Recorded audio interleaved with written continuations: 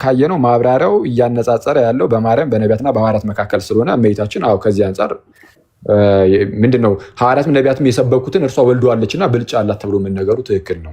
ከዚህ አንጻር የተነገረ ነው የሚል ነገር ነው የተቀመጠው። ግን እንዳልኩ ግን አንደኛ ይህ መጽሐፍኛ እኔ ትክክለኛ ጄኒውን የሆነ ታርሙ የወጣው ምናምን ነገር የራሳችን መጽሐፍ ይሁን አይሆን አላውቅም። ከሆነም ግን ያልኩ ከዚህ አንጻር ብቻ ልንረዳ ይገባል እንጂ ለመጽሐፉ ዘብ እየቆምኩኝም አይደለም። ለመጽሐፉ ጥብቅና እየቆምኩኝ አይደለም። ለመጽሐፉ ጥብቅና የመቆም ጉዳይ ሳይሆን ከተረዳንም መረዳት ያለብን በዚህ መልኩ ብቻ ነው። ለምን ቤተክርስቲያናችን ተአምረ ማርያም መጽሐፍ ከነቢያት መጽሐፍትና ከሐዋርያት መጽሐፍት ይበልጣል ብላ ጭራሽ ስለማታምን ማለት ስለማታምን አይደለም። አክቹዋሊ ለንጽጽርም አታቀርበውም። ተአምረ ማርያም መጽሐፍን ከብሉያትና ከአዲሳት መጽሐፍት ጋር አብራ ለንጽጽርም አታሰልፈውም። በንጽጽር ውስጥ የሚገባም አይደለም። ጭራሽ ለንጽጽርም አይቀርብም። በቃ ብሉያት፣ አዲሳት መጽሐፍት ከየትኛውም ተአምር፣ ከየትኛውም ገድል፣ ከየትኛውም የሊቃውንት እንኳን አባቶቻችን መጽሐፍት ከትልልቅ የሊቃውንት አባቶቻችን መጽሐፍት ጋር ለንጽጽር የማይቀርብ ታላቅ የሆነ እስትንፋሰ እግዚአብሔር መጽሐፍ ነው። ጋድ ብሪዝድ የሆነ ታላቅ የሆነ መጽሐፍ ነው። ከዛ አንጻር ከተረዳንም የምንረዳው በምን መልኩ ብቻ ይሆናል? አይ እመቤታችን ከነቢያትና ከሐዋርያት ትበልጣለች የሚለው ይሄ ማብራሪያው ላይ የተቀመጠ የለም። በቃ ከዛ አንጻር ብቻ የምንቀበለው እንጂ ተአምረ ማርያም መጽሐፍትን እኛ ብልጫ አለው ብለን አንቀበልም። አንድ ይኸውልህ ምን መሰለህ ወደ ኋላ ስላላነበብኩልህ ነው እንጂ አንዴ እስኪ ዘክ የሱ ይቀጥል። እንዴት አደራችሁ? ሁላችሁንም ሰላም ብያለሁኝ። ዋናው ተአምረ ማርያም ላይ ያለ አይመስለኝም። ይሄ በማን እንደታተመ ምናምን ቢያሳየን አሪፍ ነው። አሁን አንድ ፒዲኤፍ ላይ አይቼ አሁን ያየው ፒዲኤፍ ላይ እሱ ያሳየው የለም። ምናልባት ከፈለጋችሁ ላነብላችሁ እችላለሁ እዚህኛው ላይ ያለውን ማለት ነው። እና በማን እንደታተመ ምናምን ያሳየን ወይ ደግሞ ቀሲስም ስለገቡ እሳቸው ጋር ያለውን ያሳዩን ወይ እሺ አንተ ጋር ያለውን እስቲ አንብበው እስቲ። እሺ እኔ ጋር ያለው ላነብላችሁ። እሺ ለክርስቲያን ሁሉ የእመቤታችንን ተአምር መስማት ቀላል አይምሰለው፣ የከበረ ገና ነውና ወንዶችም ሴቶችም ወደ ግዝት እንዳይገቡ መስማትን ያስታግሉ። አስቀድመን እንደተናገርን የታወቀ ምክንያት ኃጢአት ደዌ ካልከለከለው በዚህ ቀን ተአምሯን ሰምቶ የሚቻለው ስጋውን ደሙን ይቀበል። ስጋውን ደሙን መቀበል ካልተቻለው ተአምሯን ሰምቶ ወደ ቤቱ ይሄድ። ስጋውን ደሙን እንደተቀበለ ይሆንለታል፣ ይደረግለታል በማለት ቢሰማ ብሎ ነው የሚጨርሰው እንጂ ይሄ አሁን እሱ ያሳየው ከመጽሐፍት ከነቢያት መጽሐፍት ከሐዋርያት መጽሐፍት ምናምን ያለው የለም እዚህኛው ላይ ማለት ነው። ይሄው 45 ጀምሬ ነው ያነበብኩት።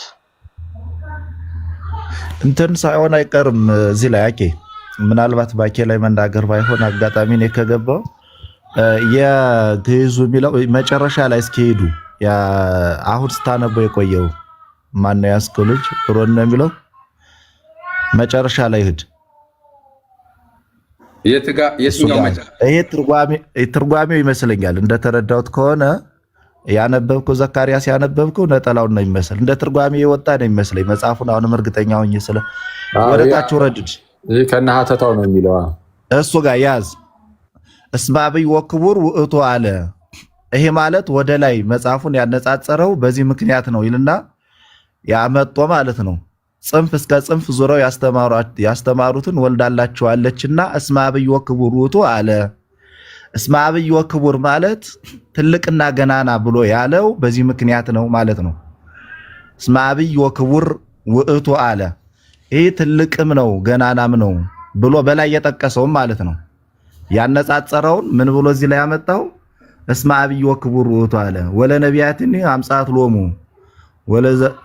ለዘበይንቲያሁ ተነበዩ ወለ ሐዋርያትኒ ወለደት ሎሙ ዘሰበኩ በስሙ ውስተ ኩሉ አጽናፈ ዓለም እንዲል ብሎ ወደ ወንጌል ወሰደው። ተጠቅሶ ወደዛ ወሰደው ማለት ነው። አምጻት ብሎ ይሄ ግዙ እየተረጎመ ትርጓሜ ይመስለኛል። ስለዛ ተአምረ ማርያም ላይ የለም ማለት ነው ትርጓሜ።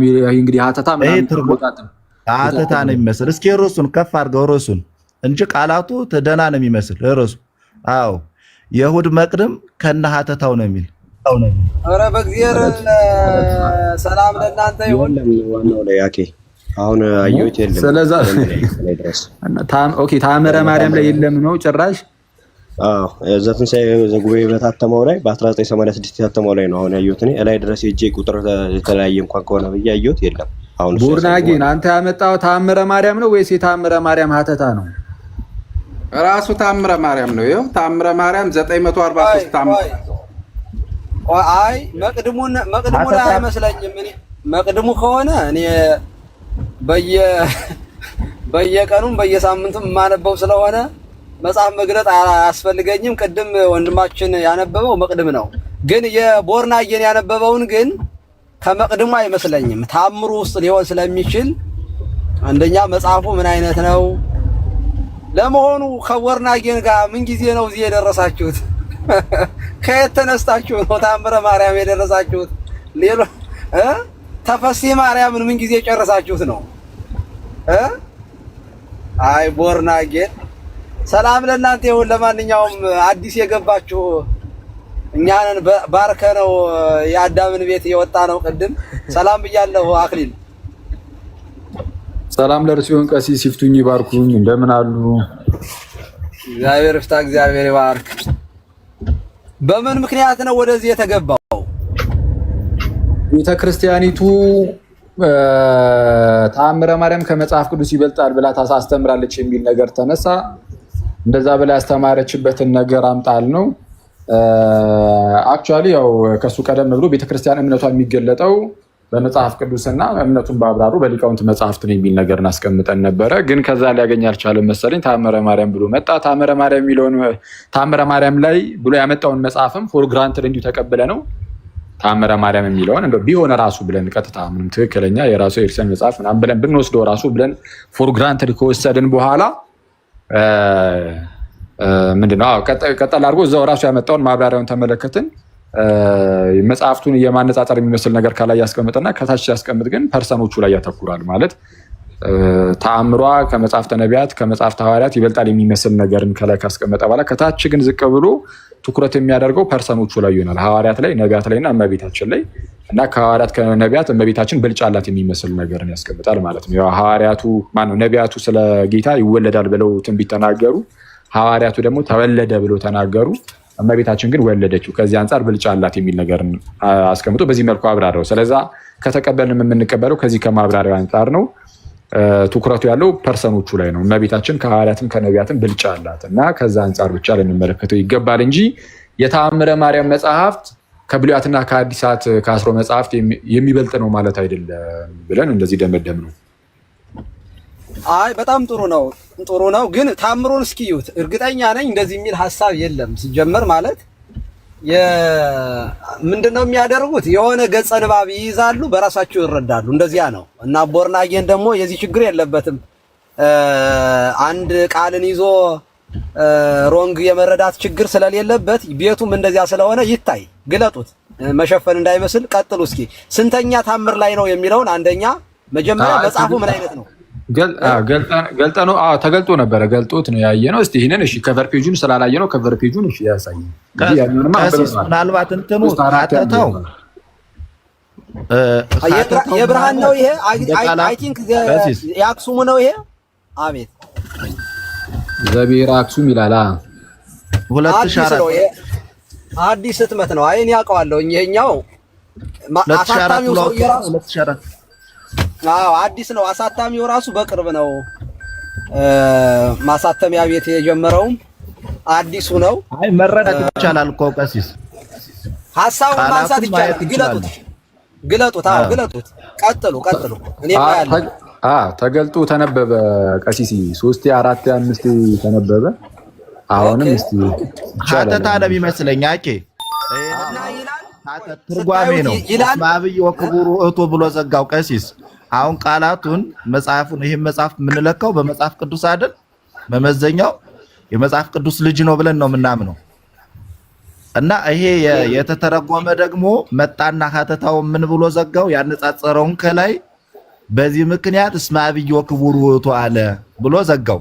ይሄ ደግሞ የመጽሐፍት ሀተታ ስልት ነው። ከዛ ሲቀጥል ደግሞ ትርጓሜ በብዛት ስናየው መጽሐፍ ዘይቤን እንጂ ምስጢርን እንጂ ዘይቤን አይጠነቅቅም የሚል ነገር አለ። መጽሐፉ ግዕዙ ሲተረጎም ወደ ምስጢር ሊሄድ ይችላል። አንዳንዴ ግዕዞች የሚተረጎሙ ሲመጡ ግዕዞች ቀጥታ የግዕዙን ቃል ላይ ትክክል አሁን በእንግሊዝ ስታዩትና ትክክለኛ የእንግሊዙን ቃል አማርኛ የሚይዝላችሁ ታጣላችሁ አይደል? አንዳንድ እና ግዕዙ ትክክለኛ የግዕዙን ቃል መምህር በዚህ ደረጃም አይሄድም። አሁን እርሶ በሚሉትም ደረጃ እርግጠኛ ነኝ አይሆንም 100%። እሺ እርሶ በሚሉት ራሱ አይደለም። ይሄ ዘሩን ራሱ ካያችሁት ወደ ኋላ እኔ መጎተት መመለስ አልፈልግም። አክሊል ቀጥል። ግን እኔ ታምሩን ፈልጋለሁ። ስንት ላይ ነው ይሄ ታምሩ? ከነገራችን ላይ ከሲስ አንድ ነገር ለማንሳት ቆዩ። አቤት እስኪ ታምሩን መጀመሪያ ንገሩኝ። ስንት የታምረ ማርያም ሀተት አለ እንደ በቤተክርስቲያን? እኔ አላውቅም። እኔ ትርጓሜ የሚባል ታምረ ማርያም ትርጓሜ ሲጀመር የለውም። የታምረ ማርያም ትርጓሜ እሱማ ማለት ነው ቀሲስ። አንዳንዴ አሁን ትክክለኛውን ይዞ ከተተረጎመ የትኛውን መጽሐፍ ቢተረጎም ችግር አለው ብዬ አላምንም። ትክክለኛ ቃሉን ይዞ ከተተረጎመ አይደለም። ቆይ መምህር አንዴ፣ የታምረ ማርያም መደበኛ ትርጓሜ የለውም። ማብራራት ሌላ ጉዳይ፣ መተርጎም ሌላ ጉዳይ ነው። ይተረጎማል፣ መጽሐፍ ይብራራል። ታምረ ማርያም አንድምታ የሚባል ታምረ ማርያም ትርጓሜ የሚባል ትምህርት ጉባኤም የለውም።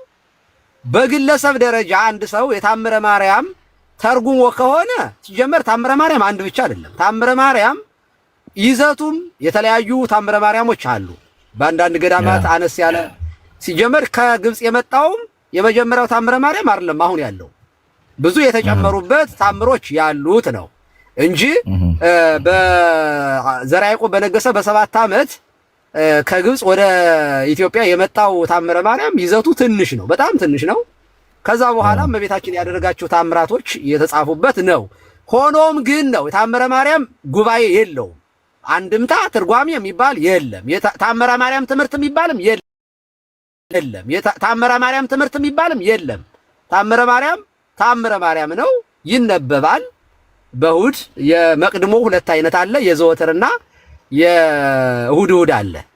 ከዚያ በተረፈ አሁን ይሄ ከታምራቱ ውስጥ ስንተኛው ክፍል ነው? ይሄ ስንተኛው ነው ንገረኝ። እሱን ቤተክርስቲያን እየገባው ስለሆነ እንደውም አሁን አይዋለሁ። ስንተኛ ላይ ነው? ስንተኛ ታምር ነው ይሄ? ያልኩትን ተረድተውኛል ቀሲስ? ሐሳቤን ተረድቼዎታለሁ። መጀመሪያ ታምሩን ይንገረኝ። ስንት ነው? ስንተኛ ታምር ነው?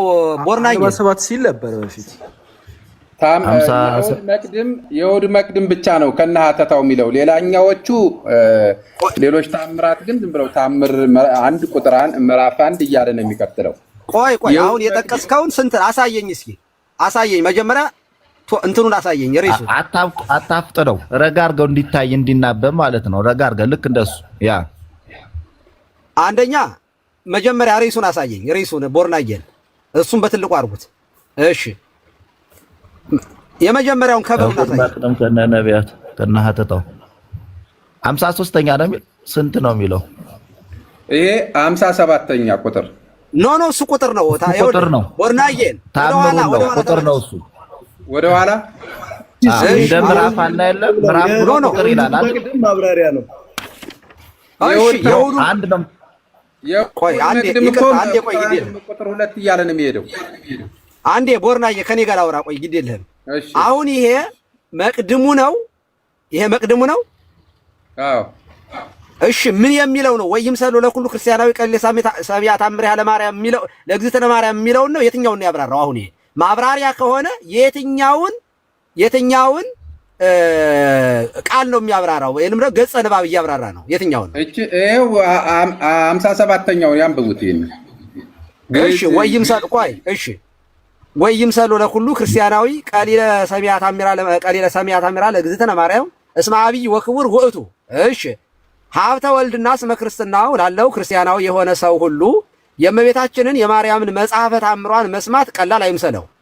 እሺ ይህ የእመቤታችን ታምር ከመጽሐፈ ነቢያት ከመጽሐፈ ሐዋርያት የላቀ የከበረ ገናና ነውና ስለዚህ ቀላል አይምሰላችሁ አለ።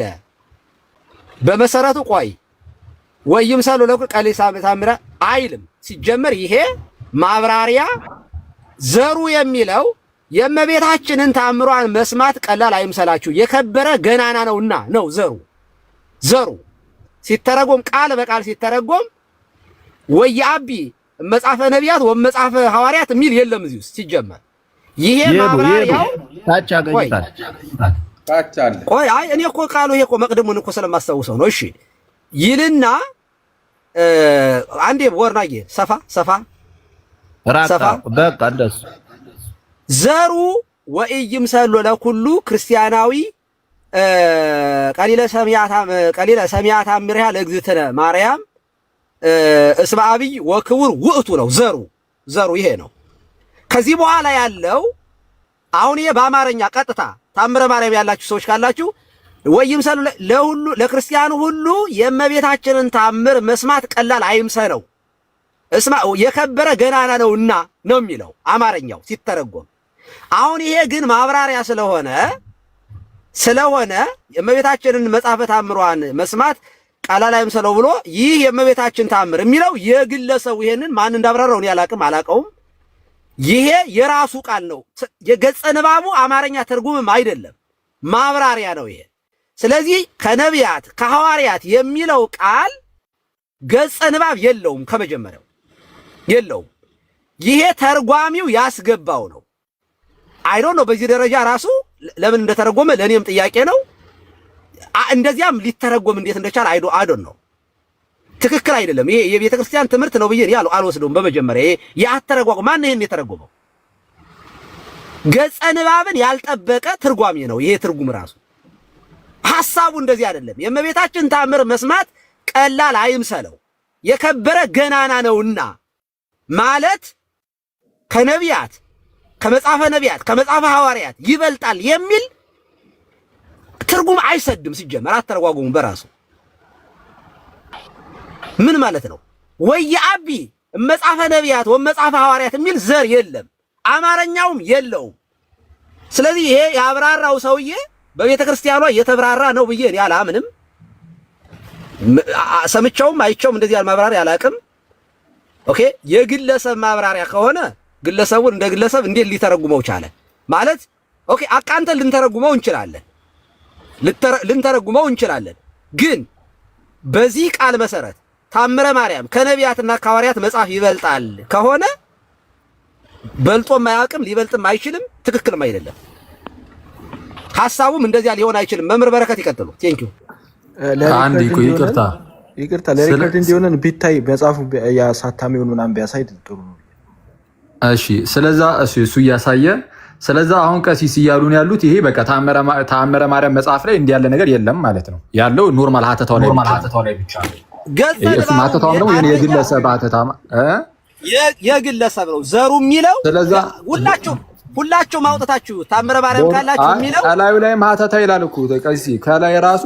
እሺ ቦርናጌን ስለዛ አሁን ምን እየተባልክ ነው መሰለ ያለው ሀተታውን ሳይሆን ቀጥታ ቃሉን አንድ ይቅርታ። እሺ ቦርናጌን አሁን እየተባለ ያለው ምንድነው?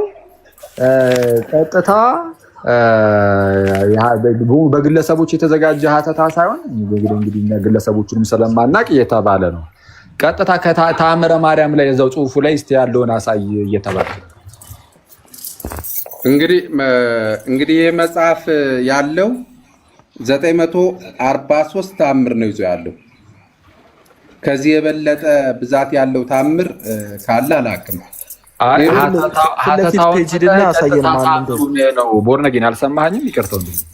እሺ ሀተታውን ትተህ ቀጥታ ተአምሩን እንደዛ የሚል የታምር መጽሐፍ አሳየን። እንደዛ ነው እየተባለ ነው። ምን ሌላ መጽሐፍ ነው አይደለም? አሁን አንተ ያመጣኸው ከላይ ሀተታ የሚል አለ፣ አይተኸዋል? አዎ። ስለዚህ ሀተታውን ተወውና ቀጥታ በቤተ ክርስቲያን ውስጥ አሁን ታምረ ማርያም ይነበባል አይነበብም? ይነበባል። አንዴ ቆይ፣ በቤተ ክርስቲያን ውስጥ የሚነበበው ታምር ይሄ ሀተታው ነው የሚነበበው? እኔም የትኛው መነበብ ታምሯ ነው የሚነበበው? ይሄ የእሑድ መቅድም ነው። አይ ቆይ ያልኩህ እኔ ታምሯ ነው የሚነበበው ቀጥታ ታምረ ማርያም መጽሐፉ ነው የሚነበበው ወይስ ሀተታ ነው የሚነበበው ቤተክርስቲያን ውስጥ? እንግዲህ ያኛው የሚያነበው በዕለቱ የሚነበበው ታምሯ ከቀኑ ጋር የተመጣጠነ ለምሳሌ አይ እንደዛ አይደለም። እኔ የጠየቅኩህ ሌላ ነው፣ አንተ ደግሞ እየመለስክ ያለው ከቀኑ ጋር የሚመጣጠን የሚል ነው። እኔ ያልኩ ያለሁት ገና ከጅምሩ የሚነበበው መጽሐፍ በቤተ ክርስቲያን ውስጥ ተአምሩ ነው ወይስ ሀተታው ነው? እሱንን እንትን አይደለሁም እኔ መጽሐፉ አታውቅም? ከማንበብ ውጭ። ምክንያቱም ይሄ መጽሐፍ ቆይ አንዴ ስለዛ ቤተክርስቲያን ውስጥ ምን እንደሚነበብ አታውቅም? አይ አውቃለሁኝ፣ ግን የምታውቅ ከሆነ ቆይ አንዴ የምታውቅ ከሆነ አውቀውን መናገር ይችላል። የሚነበበው የምታውቅ ከሆነ ስለማልፈልግ ነው። የምታውቅ ከሆነ በቤተክርስቲያን ውስጥ የሚነበበው ተአምረ ማርያም መጽሐፍ ቀጥታ ተአምረ ማርያም መጽሐፍ ነው ወይስ የእሱ ሀተታው ነው የሚነበበው? እኔ ተአምሯ ይነበባል። ለዛ ቀን የሚሆነው ተአምር ተለይቶ ይነበባል። ችግር የለም። ስለዚህ የሚነበበው ቀጥታ ተአምሯ እንጂ ሀተታ አይደለም ማለት ነው አይደል? እንግዲህ እሱ ሊሆን ይችል ይሆናል። እኔ እሱን አታውቅም እኮ እስካላወቅህ አውቃለሁ አትበላ። አሁን እኮ አላውቅም ብለኝ ስለዚህ አታውቅም ስለ አውቃለሁ ደግሞ አልክ። የምታውቅ ከሆነ የምታውቀውን ተናገርና የማታውቀውን ትተኸው የሚያውቁ ሰዎች ሲናገሩ ቁጭ ብለህ ስትሰማና ከዛ በኋላ ወደ ሌላ እናልፋለን። ለምን መሰለህ ሀኬ፣ እሱ ችግር የለም፣ እኔ ላዳምጥ ዝግጁ ነኝ። ይሄ ግን መጽሐፉ እንዲያውም ወደኋላ ቀደም አድርገህ ብታነበው አሁን እሱን መጽሐፍ አሁን ቆይ አንድ ያዘ እናድርገውና አሁን ቅድም እንዳልኩ ነው ከተረዳነውም እመቤታችን ከሐዋርያትና ከነቢያት ትበልጣለች ከሚለው አንጻር ዝም ብለን እንደሱን እንይዛለን እንጂ ተአምረ ማርያም መጽሐፍ ከብሉያትና ከአዲሳት መጽሐፍት ከመጽሐፍ ቅዱስ ይበልጣል የሚባል ነገር እኛ አይደለም ይበልጣል አናነጻጽረውም። እንግዲህ ይኸው በግልጽ የምንነግርህ ነገር ምንድነው? ቆይ አንዴ በግልጽ የምንነግርህ ነገር ምንድነው? ብሉያትና አዲሳት ወይም አስረው መጽሐፍትን ታላቁን ቅዱሱን የእግዚአብሔርን መጽሐፍ የእግዚአብሔርን ቃል ያንን መጽሐፍ ቅዱስ ከየትኛውም የተአምር የገድላት የሊቃውንት ድርሳናት እና የሊቃውንት መጽሐፍት ምናምን ከየትኛውም ጋር በማነጻጸር ደረጃ ማናነጻጽረውም። እሱ ሁሌም የበላይ ነው። መጽሐፍ ቅዱስ እስትንፋሰ እግዚአብሔር ነው ብለናል። እስትንፋሰ የእግዚአብሔር መንፈስ ያለበት ታላቅ የሆነ መጽሐፍ ነው። አጻጻፉም ይለያል።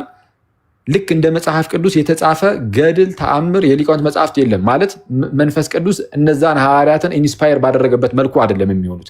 ስለዛ መጽሐፉ የተለየ መጽሐፍ ነው። የትኛው መጽሐፍ? መጽሐፍ ቅዱስ ብሉያትና ሐዲሳት። ስለዛ ከመጽሐፍ አንጻር እንየው ካልን በቤተ ክርስቲያናችን ውስጥ የምናምነው ነገር ቢኖር መጽሐፍ ቅዱስ ከሁሉም ብልጫ አለው። አለቀ። ከሁሉም ብልጫ አለው። በጣም ዩኒክ ነው መጽሐፍ ቅዱስ። ስለዛ ለመጽሐፍ ቅዱስ የምንሰጠው ቦታ አለ። ለመጽሐፍ ቅዱስ የምንሰጠው ቦታ አለን። ስለዚህ አሁን እያልኩ ያሉት ምንድነው? የትኛውንም ተአምር የትኛውንም ገድል የትኛውንም ኢቭን የሊቃውንት ታላላቅ የቅዱሳን ሊቃውንት አባቶቻችንን መጽሐፍት እንኳን ከመጽሐፍ ቅዱስ ጋር አናነጻጸርም። እና ኦኬ እሺ ድምጽ ገብቶ ነበር መሰለኝ። እና ምን እያልኩ ነው? መጽሐፍ ቅዱስ ብልጫ አለው። ይህንን ብለናል። አሁን ወደ አንተ ስንመጣ ግን ቀሲስም ስላወጡት አሁን ወደ አንተ መለስ ብለን ስናይ ግን አሁን አንተ ያመጣኸው መጽሐፍ አለ ተአምረ ማርያም ሀተታ የሚል ነገር ማለት ነው። ስታመጣ የተአምሯን ከዛ ይበልጣል የሚመስል ነገር ከላይ ተቀምጧል ብያለሁ እና ኮንፊውዚንግ ነው ብዬ ነበረ። ቀደም የምታስታውስ ከሆነ የሚያወዛግብ ነገር አለው። ግን ከታች ማብራሪያውን ካየነው ግን ማብራሪያው ላይ ያነጻጸረው ፐርሰኖቹን ስለሆነ እመቤታችንን ነቢያትና ሐዋርያትን ስለሆነ ከዛ አንጻር ከሆነ እመቤታችን በልጫላት። መጽሐፍቱን ግን እንደዛ ብለን አንቀበልም። መጽሐፍቱ ይበልጣል፣ የተአምረ ማርያም ከመጽሐፍ ቅዱስ ይበልጣል ብለን አናምንም ብያለሁ። ያመጣኸው ተአምረ ማርያምን ሳይሆን ሀተታ የሚል ሌላ መጽሐፍ ነው ያመጣኸው። ተአምረ ማርያም ሀተታ የሚል የተአምረ ማርያምን ቀጥታ መጽሐፉን ግን አይ ቲንክ ቀሲስ እሱን አውጥተውታል መሰለኝ። ኦኬ መቅድሙ ከነ ሀተታው የሚል ነው እሳቸውም። እሺ እስቲ ቀሲስ ይቀጥሉ እስቲ። ቴንኪው። ይሄ ተአምረ ማርያም ራስ የምጠቀምበት ነው። እኛ ቤተክርስቲያን ያለ ነው። ቅድም ቦርናጌን ያወጣው አሳታሚን ያሳተመው ይኸው ተሐትመ በእስራ ምዕት እንትን በ14 ነው አይደል? በእስራ ምዕት 2004 ነው እንደሚለው እሱ። እስኪ አንዴ ቦርናጌን 2004 ነው የሚለው 2014? እሺ ሌው አንዴ ላሳያችሁ እዚሁ ላይ 4 መሰለኝ 4 ነው። እሺ ጥሩ። ይሄ አሳታሚው እርግጠኛ አይደለም። ዛይተሞ ገብረ ስላሴ ብርሃኑ ዘብሔር አክሱም አዲስ አበባ ኢትዮጵያ ነው የሚለው። ኦኬ ተመልከቱት። አሁን አሳታሚ እዚህ ጋር እዩት። ጥሩ አንድ ነው የ2014 ነው የሚለው። ኦኬ አሁን ቅድም ያወጣኸውን ቃል ግን ቆይ የኔን በትልቁ አድርገኝ። ቅድም ያወጣኸውን ቃል ስለው የነበረውን ይኸው እዚህ ጋር ይኸው ይሄ መቅድም ነው። መቅድሙ የሚጀምረው ከዚህ ጋር ነው። የዕለተ ሰንበት ነው። ይሄ እንደምታዩት በስመ አብ ወወልድ ወመንፈስ ቅዱስ አሐዱ አምላክ እወየጥን በረድኤተ እግዚአብሔር ጽሕፈ መቅደመ ተአምሪሃ ለማርያም ብሎ በአብ ስም አምኜ ብሎ ይላል። ከዛ መሀል ላይ ሃሌሉያ ንስግድ ለአበ ብርሃናት የሚለው ይዜማል። ወኢይምሰሎ ይኸው ወኢይምሰሎ ለኩሉ ክርስቲያናዊ ቀሊለ ሰሚዐ ታምሪሃ ለማርያም እስመ አብይ ወክቡር ውእቱ ወኢይምሰሎ ወያጽርኡ ሰሚዖቶ እድ ወአንስት ከመ ኢይባኡ ውስተ ግዘት ነው የሚለው። ይኸው አማርኛው ለክርስቲያን ሁሉ የእመቤታችንን ተአምር መስማት ቀላል አይምሰለው የከበረ ገናና ነውና።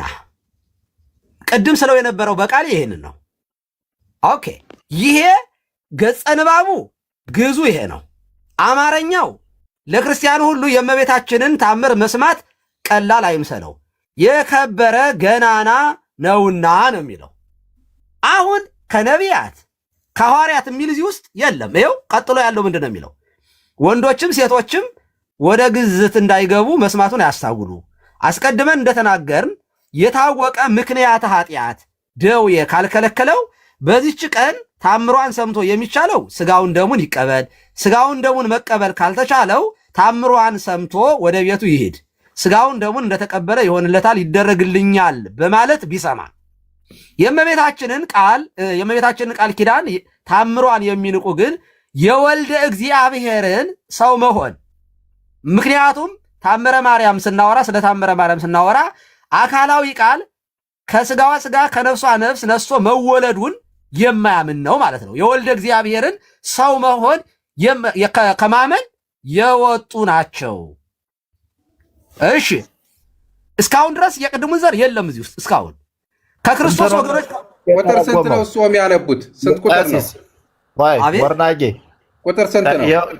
44 44 አይደለም 57 ነው ያንብቡት። እሱ ቁጥር ነው። ቦርናጌ ይኸውልህ ዘሩን ነው ቦርናጌን ዘሩ ወይምሰሎ የሚለው ነው።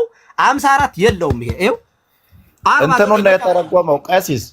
ቆይ ቃላቱን አሁን የትኛውንም ቃል ቢመጣ ተጽፎ መጽሐፍ ቢመጣ ገምግመን አይደል ምንቀበል? ሳንገመግም አንቀበልም። መገምገሚያችን ደግሞ መመዘኛችን መጽሐፍ ነው። በክርክሩ በመጽሐፍ ተጠቃቅሶ በመከራከር አኬ ይገባል። ቆይ እስማብኝ ወክቡር የሚለውን ነው መምህር ስለመመዘኛ ምናምን ከማውራት መጀመሪያ እኔ አሁን የምፈልገው መጽሐፉ አንድ አይነት መጽሐፍ ነው የያዝ ነው። ያ መጽሐፍ ማን ያሳተመው የሚለውን እኔ ማጣሪያ እየፈለግኩ ነው። ማን ነው? ከየት የመጣ መጽሐፍ ነው ያ መጽሐፍ? መጀመሪያ ኦኬ እኮ እሱን እኮ ነው የምሎት። አሁን የኔ ሐሳብ ምንድነው? ገብቶ ቆይ አንዴ ይረዱኝ። የኔ ሐሳብ አሁን ገድላት፣ ድርሳናት፣ መልካ መልክ እየተተረጎሙ ነው አይደል? ለምሳሌ መልካ ማርያም፣ መልካ ኢየሱስ እየተረጎመ ነው። ወንበር ግን የለውም። እንደነዚህ ሁሉ ታምረ ማርያምን ተርጉሞ አመጦት ከሆነ ከሚዛኑ ከትርጓሚያችን ከወንበር ካለቀቀ በአራቱ ጉባኤያት አይደል ምን መዝነው? በሐዲስ በብሉይ በሊቅ በመነኮስ ማለት ነው። በእነዚህ ተመዝኖ ነው ብሉይም ሐዲስም መጽሐፍ የሚወጣው በአራቱ ወንበር ማለት ነው። በትርጓሜ ሲገባ ወንበር በአራቱ ነው የሚመዘነው። እና ይሄ መጽሐፍ ደግሞ የተረጎመው ምንድነው? እዚህ ላይ ወደ ላይ ይሄዱ እስመ አብይ ወክቡር ግዕዙ ላይ እዛ ላይ መጀመሪያ እሱ ጋር ማለት ነው። ከዛ ቦርናጌ ይከፍተዋል እናየውና ማይሆን ከሆነ እናስወጣዋለን። እስመ አብይ ወክቡር ውእቱ እኔ እኮ ነው የተረጎመው ይመስለኝ። ተረድቻለሁኝ። እስመ አብይ ወክቡርም ራሱ እስመ አብይ ወክቡር የሚለውን ከመጽሐፈ ማርያም ከመጽሐፈ ነቢያትና ከመጽሐፈ ሐዋርያት ይበልጣል የሚል ሸፋፋ ትርጓሜ በትርጓሜ ቤት የለም አይልም። ዘሩ የሚለው ስለ ታምረ ማርያም የክርስቶስ የወልደ እግዚአብሔርን ሰው ከማመን የሚለው እንኳ ቢወሰድ የወልደ እግዚአብሔር ሰው መሆን በትንቢተ ነቢያት የተነገረ በሐዋርያት የተሰበከ ሰው መሆኑ ተብሎ ይተረጎማል እንጂ ከመጽሐፍ ቅዱስ ይበልጣል የሚል ሸፋፋ ትርጉም በአብነት ትምህርት ቤት አይተረጎምም። እኔ ይህንን የተረጎመውን ሰውዬ በግል የራሱ ጠይቀዋለሁኝ። እንደዚህ ያለ ከምን አይተረጎምም። ትርጓሜ ስልት እንደዚህ ነው የሚተረጎመው። ሐሳቡ ታምረ ማርያምን ከመጽሐፍ ቅዱስ በላይ ማድረግ አይደለም። እስመ አብይ ወክቡር የሚለው የሚያሳየው ለዚህ ይሄኛው የሚያሳየው የወልደ እግዚአብሔርን ሰው መሆን ስለመቤታችን ስናወራ ነገረ ማርያምን ስናወራ ነገረ ክርስቶስን የምንናገር ስለሆነ ነው። የምንተረጎመው በዚያ መንገድ ነው። የእመቤታችን ተአምር ትልቅ ነው። አዎ ትልቅ ነው። እንደውም አባቶችም ተርጉመውታል እኮ ዓለምን እግዚአብሔር ከፈጠረበት ጥበቡ ዓለምን ሰው ሆኖ ያዳነበት ጥበብ ከእመቤታችን ከስጋዋ ስጋ ከነፍሷ ነፍስ ነስቶ ሰው ሆኖ ያዳነበት ጥበቡ ይረቃል፣ ይሰፋል፣ ይበልጣል ብለው አበው ይተረጉማሉ። ከዚያ በተረፈ ግን ነቢያትና የሐዋርያትን መጽሐፍ እዚህ ውስጥ ማምጣት ለምን አስፈለገ? ዘር የለም፣ ገጸ ንባብ የለም። በትርጓሜም እንደዚህ ተብሎ ትርጓሜ አይብራራም። እኔ ያንን መጽሐፍ ማን ነው ያብራራው? እንደዚህ ብሎ የተረጎመው ማን ነው? አንድ እንፈልገዋለን። ይህን መጽሐፍ እሱ ላይ የለም። ቀሲ የለም። ይኸው ይህን እኮ ገጸ ንባቡ እኮ በየሳምንቱ ማነበው እኮ ነው። ኦኬ የለም። ይኸው የታምረ ማርያም ሙሉ ላንብላችሁ ከፈለጋችሁ። ይኸው መቅድሙ ይሄ ነው። የዕለተ ሰንበት መቅድም ነው ይሄ። የዘወትሩ አይ ቲንክ እሱ አይ ቲንክ እንትን ያለው የእንትኑን ፓርት ነው መሰለኝ፣ የሀተታውን ፓርት ነው እሱ ያነበበው መሰለኝ። ይሄ ነጠላው ላይማ በቃ ታምረ ማርያም ላይ የለም ተባለኩ። ልጁ የሚያነበው ምን ነው? ሀተታ ፓርቱን ነው። እና እኔ ሀተታ ፓርቱ ነው እያየሁት ነው። ሀተታ ፓርቱ ይሄ ነው። ሀተታው ፓርት ራሱ እንዲህ ተብሎ የሚተረጎም ገጸ ንባብ የለውም ነው እኮ የምለው እኔ እኮ ሀተታ ፓርቱ ትክክል አይደለም ነው። እስመ አብይ ወክቡር የሚለው ሐዋርያትና ነቢያትን ጠቅሶ የሚያመጣ አይደለም ነው የኔ ጥያቄ። እሱን ነው እያልኩ ያለሁት እና ቀጥሉ። ለማንኛውም ቴንኪው። ትክክል፣ በጣም አሪፍ። ስለዛ ኮንፊውዚንግ የሆነው ነገር አደናቃፊ ነው አይነት ነገር ነው ማለት ነው። በቃ የተሰጠን ትምህርት። እሺ መምህር ይቀጥሉ። መምህር በረከት። እሺ አይ ጥሩ ነው። ሀተታ የሚለው ፓርት ላይ ነው ያለው። ሀተታ ደግሞ ቤተክርስቲያን እንዲህ ትላለች ብሎ ለመናገር አንድ ነገር ትራዲሽናል የሆነ በትርጓሜ ቤት የሚገኝ በአራቱ ወንበሮች የሚገኝ ትምህርት ሲሆን ነው እንጂ አሁን እኔ ነገ ተነስቼ የከበረ ገናና ነው ማለት ከነቢያትና ከሐዋርያት የበለጠ ነው የሚል መጽሐፍ ባሳትም የኢትዮጵያ ቤተክርስቲያን እንዲህ ትላለች ተብሎ ሊነገር ነው? እንደዛ አይባልም። ሲጀመር ይህንን መጽሐፍት የሊቃውንት ጉባኤ አይቶ ትክክለኛ ሀተታ ነው ብሎ ገምግሞ ያወጣው መጽሐፍ ነው ወይ ብለን እንጠይቃለን ማለት ነው። ስለዚህ ሀተታው ትክክል አይደለም። ምክንያቱም ከቤተ ክርስቲያኗ ትምህርት ጋር ስለሚቃረን ነው። የቤተ ክርስቲያናችን ትምህርት አዋልድ መጽሐፍት ከአስራው መጽሐፍት ይበልጣሉ የሚል ትምህርት የለም በአጠቃላይ ማለት ነው። እንዲሁም ልጆች ናቸው፣ ከዚያ የሚቀዱ ናቸው፣ ያንን የሚያሳዩ ናቸው የሚል ትርጉም ነው ያለ። እንደ ቤተክርስቲያን ከወንጌል የበለጠ የምታከብረው አለ? ታምር እንደ አንድ ሲምፕል ማሳያ ልንገራችሁ። አንድ ሲምፕል ማሳያ ለምሳሌ ታቦት ባይኖር መሰዊያ ባይኖር በዮሐንስ ወንጌል ላይ ይሰው ነው የሚለው እኮ። ስለዚህ ከዮሐንስ ወንጌል ከወንጌል የበለጠ የከበረ መጽሐፍ የለም ማለት ነው። መሰዊያን እንኳን ሊተካ የሚችል ነው እና ከአስራው መጽሐፍት ከነቢያትና ከሐዋርያት መጽሐፍት የሚከብር መጽሐፍ የለም። በእመቤታችን የተደረገው በሐዋርያትና በነቢያት ከተደረገው ይበልጣል ከሆነ ቅድም አኬ እንዳለው ትክክል ነው። ይሄ ግልጽ የቤተክርስቲያን ትምህርት ነው። ከነቢያት ከሐዋርያት ትበልጫለሽ፣ በአንቺ የተደረገው በማንም አልተደረገም የሚል ትምህርት አላት ቤተክርስቲያን። መጽሐፉን እንደ መጽሐፍ ግን ከአስራው መጽሐፍት ጋር አወዳድሮ እንደዚህ አይነት ትርጉም እንደዚህ አይነት ትውፊት የለንም ማለት ነው። አታች ዝቅ ብሎ ቀሲስ ቅድም ሲያነቡት ምን ይላል? የእመቤታችንን ተአምር የሚያቃልሉ ግን ይላል። ስለዚህ የሚያቃልሉ ሰዎች ነበሩ አሉ። አሁንም ለነሱ የተሰጠ መልስ ነው። አታቃሉት፣ የከበረ ገናና ነው የሚለው መጽሐፉ። ከዚህ ተነስቶ ግን የከበረ ገናናነቱን ለማሳየት ከነቢያት መጽሐፍት በላይ ነው። ከቦርናጌን እንዲህ አይነት መጽሐፍትን ፈልፍለው ችግር ያለባቸውን መጽሐፍት ፈልፍለው አምጥተው ያሳዩናል። ያው እኛም እንግዲህ ስህተቱን እየለየን መቀጠል ነው የምንችለው ማለት ነው። እና በትርጓሜ በአራቱ ቅድም መምህር መንበረ ሲሉት ነበረ፣ በአራቱ የጉባኤያት አዋልድ መጽሐፍት ከአስራው መጽሐፍት ይበልጣሉ የሚል አለ? አንድ ንባብ ይገኛል? በፍጹም አይገኝም። እንደውም ሌሎቹ መጽሐፍት የነሱ ማብራሪያ ናቸው። የነሱ መተርጎም እንደዛ የለም። ትርጓሜ የተሰራላቸው መጽሐፍት እኮ ማለት የበለጠ ከፍ ያሉት መጽሐፍት ተመርጠው ነው። ከመጽሐፍ ቅዱስ ጀምሮ እስከ መጽሐፈ ቅዳሴ እስከ መጽሐፈ መነኮሳት በኢምፖርታንሳቸው ነው ትርጓሜ የተሰራላቸው። ስለዚህ አብይና የከበረ ነው የሚለው ትክክል ነው። በቃ እዚህ ላይ ይበቃል። የከበረ ገናና ነው፣ አታቃሉት። በቃ ይሄ ነው መልእክቱ።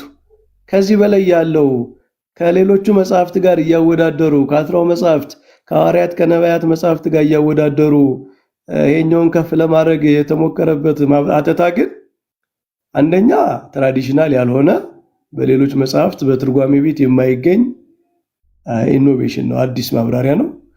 አዲስም ቢሆን ግን ልንቀበለው እንችላለን። አበው አዲስ ነገር ሊያብራሩ ይችላሉ። አዲስ ማብራሪያ የሚፈልግ ነገር ግን ስህተትም ነው። ይሄ ሊቃውንት ጉባኤ ገብቶ ይሄ የሚያልፍ ነገር አይደለም። ለምሳሌ የሊቃውንት ጉባኤ ቤት ወሰዱና እስኪ ይሄን መጽሐፍ ተአምረ ማርያም ከነቢያትና ከሐዋርያት መጽሐፍ ይበልጣል ብለው ካሳለፉት ያኔ እንቀበለዋለን። በፍጹም የማይሆን ነገር ነው። መምህር ያውልዎት ይሄ ሐሳብ ሲጀመር መቅድሙ የኛ የኢትዮጵያውያን አጼ ዘርዓ ያዕቆብ ናቸው ይህንን መቅድም የጻፉት። እንደ ተአምረ ማርያም የመጣው አጼ ዘርዓ ያዕቆብ መቅድሙ እንደሚናገረው ዘርዓ ያዕቆብ ዘተሰሜ ቆስጠንጢኖስ ተብሎ የተሰየመ ዘርዓ ያዕቆብ በነገሰ በ7 ዓመት እምነገር አረቢ ነው የሚለው። ከአረብኛ ወደ ግዕዝ ቋንቋ ለኢትዮጵያ ሰዎች እንደተተረጎመ ነው የሚተርከው። ነገር ግን እንደሚታወቀው በአጼ ዘርዓ ያዕቆብ ዘመን ደቂቀ እስጢፋኖስ የተነሱበት ዘመን ስለነበረ ለመስቀልና ለእመቤታችን አንሰግድም የሚል እንደዚህ ታምሯን ማቃለል የሚጀምሩ የዘመኑን አይነት ጴንጤ አስተሳሰብ የነበራቸው ሰዎች ነበሩ። ስለዚህ በውሳኔ አጼ ዘርዓ ያዕቆብ ውሳኔውን ካጸና በኋላ አንደኛ በየእሁዱ እንዲነበብ የሚያደረገ እሱ ስለሆነ ከዚያ ጊዜ ጀምሮ እመቤታችን የሚያቃልሉ ሰዎች ሲመጡ መቅድሙን ጽፎ የእመቤታችንን ታምር ማቃለል የወልደ እግዚአብሔርን ሰው መሆን ከማመን መውጣት ነው፣ ከክርስቶስ ወገኖች አይቆጠሩም ብሎ ያለው ለዚህ ነው። የወልደ እግዚአብሔር ስለዚህ ደቂቀ እስጢፋኖስ ጥያቄያቸው ራሱ ለነሱ ነው መልስ የተሰጠው። እመቤታችንን ታምር የሚያቃልሉ ስለነበሩ ነው። የነሱ ጥያቄ ደግሞ ታምረ ማርያም ከነቢያትና ከሐዋርያት መጽሐፍ ይበልጣል አይበልጥም አልነበረም የነሱ ጥያቄ ሲጀመር። ለነሱ የተሰጠ መልስ እንኳ ቢሆን ለምሳሌ ይሄ ተርጓሚ ሰውዬ ግን የተረጎመው ሰውዬ ግን ከነቢያትና ከሐዋርያት መጽሐፍ ይበልጣል አይነት ትርጓሜ ሲሰጥ ደቂቀ እስጢፋኖስ ያነሱት ጥያቄ ይሄ ነበረ አይነት ይሆናል። ትክክል አይደለም። አውዱን ያልጠበቀ እነሱን ጀስቲፋይ የሚያደርግ ነገር እኮ ነው እንደው ኤግዛክትሊ። አሁን እነሱ ታምረ ማርያም ከነቢያትና ከሐዋርያት ይበልጣል እንደሚልና ያንን እንደተቃወሙ ለዚያ መልስ ሀተት አድርጎ እንደሰጥ አድርጎ ይሄን ሰውዬ የምቆጥረው ይሄ ሰውዬ መጠናት አለበት። ሲጀመር ባይዘው እዚህ ውስጥ ብዙ ማውራት አልፈልግም እንጂ የገብረ ስላሴ እንትን የዛክሱም ይሄ ታምረ ማርያም ብዙ ጉድለቶች ያሉበት ነው። እውነት ለመናገር አይቼዋለሁኝ እኔ በስነ ስርዓት ማለት ነው። በቅርብ የታተመ ነው።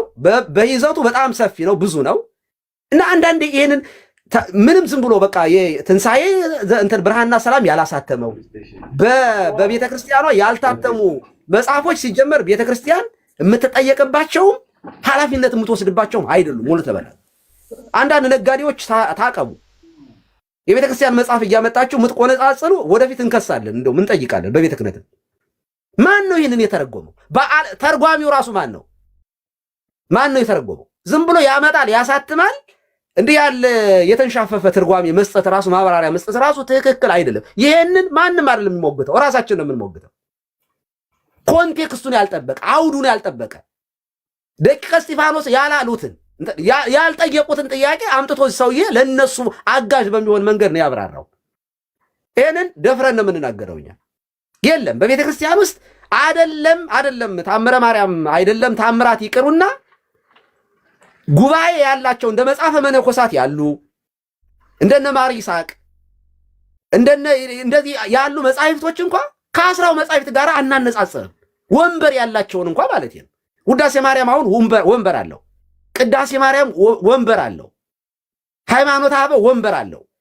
እነዚህ እንኳን ዶግማችን የተብራራባቸውና የአበውን ሕይወት የሚተርኩ መጻሕፍቶቻችን እንኳን ከአስራው መጻሕፍት የተቀዱ ዶግማችን የሚቀዳው እዚያው ውስጥ ከአስራው መጻሕፍት ነው እና ንጽጽር ውስጥ ራሱ አስገብቶ መጽሐፍ ቅዱስ ከመጽሐፍ ቅዱስ ታምረ ማርያም ይበልጣል አይነት የለም። እንደዚህ ሽታውም የለም በቤተክርስቲያን እንደዚህ ያለ ትምህርት። ለዚያ ነው ትንሽ ያሞቀኝ እግዚአብሔር በሚያውቀው። በጣም ሶሪ። ቀጥሉ መምህር። በጣም አሪፍ ነው እግዚአብሔር። በዚህ ላይ ቤተክርስቲያን በጉባኤ በሊቃውንቱ ጉባኤ አሳይታ አውጥታው ነው ይሄ እኔ ትምህርት የሚወክል መጽሐፍ ነው ብላ ነው።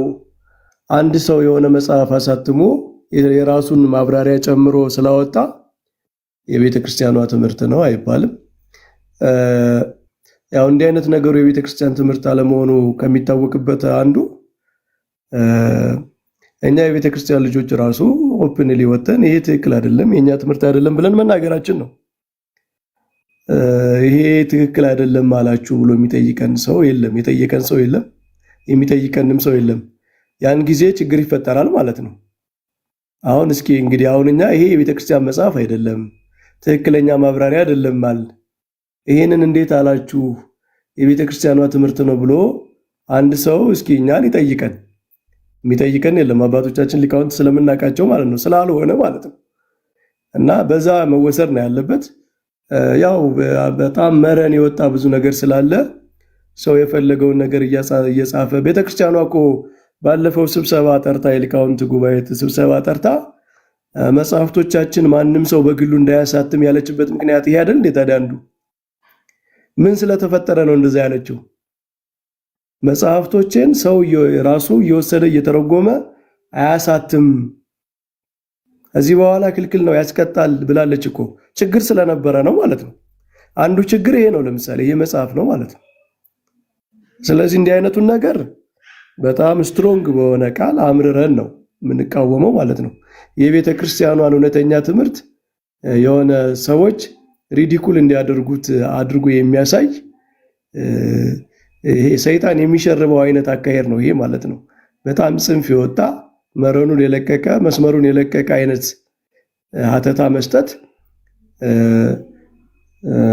በጣም ትክክል ያልሆነ አካሄድ ነው እና እንትኑ የመጽሐፉ ልክ የታወቀ ነው። ትክክሉ በቃ አታናንቁት። የእመቤታችን ተአምሯ ገናና የከበረ ነው። እውነት ነው። የእመቤታችን ተአምር ማን ነው የሚያናንቀው? እንኳን የእመቤታችን የአንድ መምህር፣ የአንድ ፓስተር፣ የአንድ ቄስ፣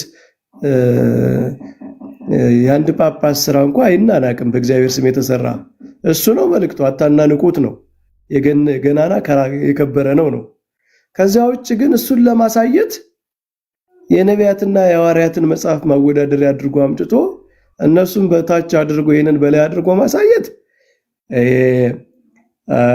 የሰውየው የጸሐፊው ችግር ነው እና ከሲስ ይሄንን ሀተታ የጻፈው ሰው አጋንንት በሚበረቱበት 6 ሰዓት አካባቢ ነው የጻፈው ማለት ነው። ለዚህ መምህር እውነት መናገር እኔ እንደዚህ ያለ እኔ አንዳንድ ነገሮችን እያወራን ነው ከአንዳንድ አባቶች ጋራ እርሶም በዚህ ጉዳይ ላይ እንደዚህ ያለ አሁን ተስፋ ገብረስላሴ የራሱ የሆኑ ሰዎችን ይቀጥራል፣ ራሳቸው እዚያ ያብራራሉ። ይሄም ሰውዬ የተወሰኑ ሰዎች ይኖሩታል፣ በራሱ እያብራራ ያወጣል። ይሄ አጥራችንን የነቀነቀ ንቀት ነው። ይሄ ታምረ ማርያም የቤተ ክርስቲያናችን መጽሐፍ ነው። ታምረ ኢየሱስ የቤተ ክርስቲያናችን መጽሐፍ ነው። ማብራሪያ ይሁን ሲብራራ ገጸ ንባብ አለ። መጀመሪያ ገጸ ንባቡ በጥሬው ይተረጎማል ወደ አማርኛ። ከተተረጎመ በኋላ አውዱን ለምሳሌ ታሪካዊ ይዘቱን የተጻፈበትን ይዞ ይብራራል እንጂ ገጸ ንባብ ከገጸ ንባብ ወጥተህ የሌለ አውድና ከታሪክ ውጭ የሆነ ነገር አምጥተህ ያልተባለ ነገር መጽሐፉ ሲጻፍ የተጻፈበትን አውድ ጠብቀህ ነው የምታብራራው እኮ አይደል? ማብራሪያ ሲጻፍ ትርጓሜ ወንጌል ለምሳሌ ሲተረጎም የምንተረጉመው እኮ ጌታችን ወንጌሉን ሲያስተምር መጽሐፉ ዮሐንስም እንደሚነግረን በጥራዝ በቀላሉ መንገድ ሰዎቹ ሊረዱት በሚችል መንገድ መንፈስ ቅዱስ ገልጦለት ጻፈው። ነገር ግን በጊዜው ጊዜ ጌታ ይህንን ሲያስተምር ይህንን ያለበት ምክንያት እንዲህ ያለ ታሪካዊ ሁኔታዎች እንደዚህ ሆነ ነበሩ እና ጌታ ይህንን ያለበት ምክንያት እንዲህ ያለ ጥያቄ ስለነበረ እንዲህ ተብሎ ተጠይቆ ስለነበረ እንዲህ ብለው ለጠየቁት ሰዎች እንዲህ ብሎ መለሰ ተብሎ አውዱን የጠበቀና ታሪኩን የጠበቀ ሆኖ ይብራራል እንጂ ማብራሪያ ከገጸ ንባብ የወጣ ከታሪኩ የለቀቀ ማብራሪያ ይሄ የድኩማን ማብራሪያ ነው። ትክክል አይደለም። እንዲህ ያሉ በድፍረት የሚተረጉሙትን ሰዎችን ከዚህ በኋላ ምሕረት አይኖረንም። እኛ ራሳችን ነው ዲፌንድ ማድረግ ያለብን። አንዳንድ ነገሮችን እንደዚህ የተጣመሙ ነገሮችን ለማቅናት ማትሞክሩ። ቤተክርስቲያን ያላለችው እስከሆነ ድረስ ግለሰብን ጠበቃ ሆነን የምንከራከርበት ምንም ምክንያት የለም።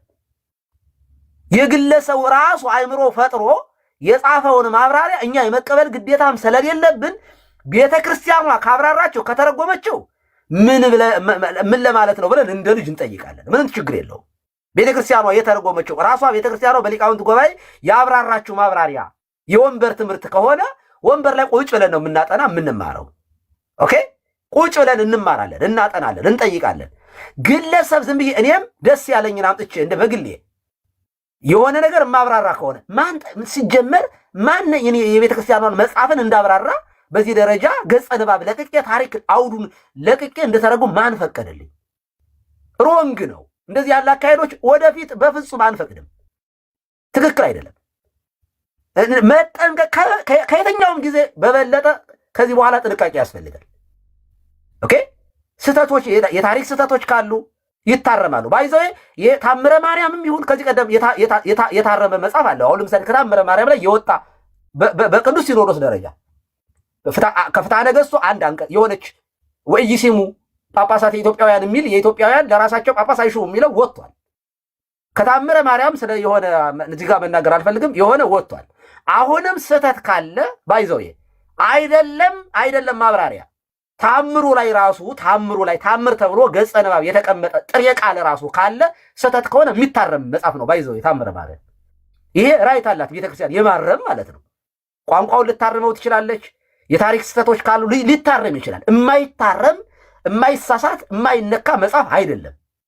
ገድላት ታምራትን ድርሳናትን በተመለከተ እንዲህ ያለ ነገር ግን እኔ በእውነት በጣም ነው ያዘንሁኝ። እኔ ብዙ በትርጓሜ ቤት በመጠኑም ቢሆን እንዳለፈ ሰው ነው የማወራ። ትርጓሜ ገጸ ንባቡን ጠብቆ ታሪክና አውዳዊ የነበረውን ነገር ይዞ ይተረጎማል፣ ይብራራል እንጂ አዲስ ፈጠራ እኮ አይደለም። ትርጓሜ ማለት ባይዘው አዲስ ምርምር አዲስ ግኝት ማለት አይደለም። ማብራሪያ ማለት የነበረው ታሪኩ ይሄ ታሪክ የነበረበት ቦታ ላይ ሆኖ ታሪካዊ ይዞ ማብራራት ማለት ነው እንጂ የታምረ ማርያም የደቀ እስጢፋኖስም ጥያቄ ታምረ ማርያም የለማ ታምረ ማርያም ከነቢያትና ከሐዋርያት መጽሐፍ እበልጣለሁ ይላል፣ ይሄ ትክክል አይደለም ብለው ደቂቀ እስጢፋኖሳውያን ይህንን ጥያቄ አላነሱም። ሲጀመር ይህ አይደለም ጥያቄያቸው። እንዳው እዚያ ወካዕበን አሰበቆ ለዘ ቅዱስ መስቀል የሚለውም የተደረሰው በኋላ ነው። ባይዘው ለመስቀልና ለእመቤታችን ስግደት አይገባም የሚሉ ነበሩ። ኦኬ፣ ከዚያ ወካዕበን አሰበቆ ለዘ ቅዱስ መስቀል ጽኑዕ ስልጣን ዋሂል ብሎ ይሄ ድርሰት ታምረ ማርያም መቅድሙ እነዚህ ነገሮች በአፄ ዘርዓ ያዕቆብ ጊዜ ውሳኔ ንጉሱ ሰጥቶ የተጻፉ ናቸው። ኦኬ፣ ታምረ ማርያም የከበረ መጽሐፍ ነው፣ ምንም ጥያቄ የለው። እመቤታችን መልዕልተ ፍጡራን መትሕተ ፈጣሪ ናት። እርሷን የሚያክል ከፍጡር የለም ከመላእክትም። ምክንያቱም ወላዲተ አምላክ ናት። ፈጣሪዋ ልጄ የምትል ከፍጥረት ማንም የለም። ፈጣሪ እናቴ የሚላት ፍጡሩን እናቴ የሚላት ፈጣሪ ብቻ ነው። ድንግል ማርያም ናት እናቱ፣ የፈጣሪ እናት ናት። የፈጠረችውን ነው የወለደችው። ስለ እመቤታችንን ለማብራራት እውነት ለመናገር ታምረ ማርያምም የሚገልጣትም አይደለችም። መጽሐፍ ቅዱስ እንኳ እሷን እንደው ዲቴል የሚያብራራ ነው ብለን አናምንም። የተጻፈው መጽሐፍ ቅዱስ ስለ ክርስቶስ፣ ስለ ወንጌል፣ ሰው ስለሚድንበት ስለሆነ በቂ የሆነ ስለ እመቤታችን መጽሐፍ ቅዱስ ያብራራል። ከዛ በተረፈ እንደዚህ ያለ የሌለ ነገር መች ስለ እመቤታችን መች አውርተን መች ጨረስ ነው? መች እንደ ቅዱስ ኤፍሬም አሐዝ ጊዜ መዋግደ ጸጋከ መች አለን? መች ተብራራ ውዳሴ ማርያሙ? መች ቅዳሴ ማርያሙን መች ጠንቅቀን መች አወቅነውና ነው? እና ይሄ በጣም እውነት ትክክል አይደለም። ለአንዳንድ ነገሮች ዝም ብላችሁ ወታችሁ ማብራሪያም እንዳሰጡ ሌሎቻችሁ ቀጥታ ባለቤቱ መጥቶ ያብራራት። የቤተ ክርስቲያኗ ትምህርት ከሆነ ብቻ ነው እኛ ጠበቃ ቆመን የምናብራራው። ግለሰብ ዲበ ሁሉ ያብራራውን አትጣሉ እዚህ ጋር እኔ ምክንያቱም እኔ ራሴ ዲቤት ላደርግ እኔ ራሴ ልሞግታችሁ እችላለሁ። ሶ ይሄን ነው ማለት የምፈልገው። ቴንክ ዩ ይቅርታና እንደው ያለ ተራይም ከሆነ እንጃ ዝም ብዬ ገባሁኝ። ብዙ ሰዎችም ስላላችሁ ላይ እንትን ነው ምንድነው እንግዲህ መጽሐፉ ሲነበብ እኔም እንግዲህ መጀመሪያ እኔም እዚህ ላይ ነበርኩኝና በጣም አስገርሞኝ ነበር። ልክ ሳየው እውነቱን ለመናገር ጌታ በሚያውቀው ፈገግም እያልኩኝ ነበረ እና ስለዛ የሚያስፈልገው እንደው ግዕዝ አዋቂ ነበረ እና ግዕዝ አዋቂ ካለ እስቲ እንደው ገብቶ እስቲ ግዕዙንም ምኑንም ቼክ ያደርገው። እንደዛ ቢሆን ጥሩ ነው። እርግጠኛ ነኝ የተወሰነ ቼክ ቢደረግ እንዲህ ያለ ነገር አይሆንም አለና ያው በሰዓቱ ሰው አልነበረም። ስለዛ ምንድነው ወደ ታች ያለው ይነበብ ተብሎ ወደ ታች ሲነበብ አይ ቲንክ ምንድነው ያደረገው ጸሐፊው ኦኬ ሀተታው ላይ አለ ተብሏል። እንግዲህ አይ ቲንክ ቀሲስ ጋርም ያለው እርሶ ጋርም ያለው ተአምር ላይ ሀተታው ላይ እንግዲህ ሰውየው እሱን አስገብቶታል ይመስለኛል። ያለ ይመስለኛል መጽሐፍ ላይ ተመሳሳይ መጽሐፍ ነው ስላላችሁ ማለት ነው። እና ምንድነው ነገሩ ሰውየው ሀተታው ላይ አይደለም የሚያስገባው ማለት እንግዲህ እኚህ መምህሩ ሲተረጉሙ ሀተታው ላይ አይደለም ራሱ ይሄ ከነቢያት ከሐዋርያት የሚለውን ያስገቡት ቀጥታ የመጀመሪያው ላይ ነው። መግቢያው ላይ ከነቢያት ከሐዋርያት መጽሐፍት ይበልጣል የሚመስል ነገርን አስቀምጠው በጣም ኮንፊውዚንግ ነው። ኦኬ እሺ ምንድነው ልክ ቅድም እንዳልኩት መጽሐፉን ሰማሁ እኔ ይህንን መጽሐፍ አላውቀውም፣ ግን እስቲ የሚያውቅ ሰው ካለ ይሄድበት ብዬ ነበርና መጽሐፉ እንኳንም እንደዚህ ቦልድሊ እንኳን ተነገረለት። ሀተታው ይሄ አደናጋሪ ነው። ኦፍኮርስ የተወሰነ አወዛጋቢ ነገር አለው፣ ኮንፊውዚንግ ነው ብዬ ነበር ቅድምም እና አወዛጋቢ ነገርን ከላይ አስቀምጦ ግን በሀተታው ለማቃናት ነው የተሞከረው። አወዛጋቢ ነገር ከላይ ተጻፈ፣ ኮንፊውዚንግ ነው። ግን ሀተታው ላይ ወደ ፐርሰኖቹ ወሰደውና አይ ከመጽሐፍተ ነቢያት ከመጽሐፍተ ሐዋርያት ይበልጣል የተባለው ለምንድን ነው ቢሉ አለና ሀተታውን ሲያስቀምጠው ግን የመጽሐፍቱ የመሆኑ እሱን ያስቀረውና ፐርሰኖቹ ላይ አድርጎት አይ ማርያም ትበልጣለች ለማለት ነው አይነት ነገር። ያው ነቢያት ትንቢት የተናገሩለትን ይወለዳል ብለው ሐዋርያቱ ተወልዷል ብሎ የመሰከሩለትን እመቤታችን ግን ወለደችው፣ ስለዛ ከዛ አንጻር ለማለት ነው እንደው አይነት ነገር ማለት ነው። እና ከዛ አንጻር ከሆነ ስለዛ የወሰድነው እንዴት ነው ያው እንደ ፎር ግራንትድ ወስደነው የኢርሳን መጽሐፍ ነው ብለን ብናስብ እንኳን አለና እንግዲህ መጽሐፉ እንደ መጽሐፍ ሊሆን ይችላል፣ ግን እዛ ጋር ያለው ጽሁፉ ግን የኢርሳን አይደለም፣ የአንድ መምህር ነው። አሁን መምህራኖች እንደነገሩን ማለት ነው ከሆነ ራሱ የምንወስደው በቃ እመቤታችን ከሐዋርያት ከነቢያት ትበልጣለች በሚለው ብቻ ነው አለቀ እንጂ መጽሐፍቱ ማነው ተአምረ ማርያም መጽሐፍ ከብሉያትና አዲሳት መጽሐፍት ወይም ከነቢያትና ከሐዋርያት መጽሐፍት ጋር ለንጽጽር አይቀርብም። እሱን ሁላችንም እናውቃለን። ስለዛ እመቤታችን ትበልጣለች በሚል ብቻ ነው ልንወስድ የምንችለው። እንደዛ ከሆነ ራሱ የሚል ነገር ነበረ እና ለማንኛውም የመጣው መጽሐፍ ተአምረ ማርያም ሳይሆን አንድ ሌላ መምህር እዛ ላይ የሰጠውን ሀተታን የመጣው እንጂ ተአምረ ማርያም እንዲህ ይላል ተብሎ ነበር የተነበበው። ግን አሁን ቀሲስም ሲያነቡት ተአምረ ማርያም ላይ እንዲህ አይነት ቃል እንደሌለን ያየ ነው። ጥሩ ነው። ጌታ ያክብርልን፣ ቃሉት ያሰማልን። ቀሲስም መምህር በረከትም ሁላችሁንም እናመሰግናለን።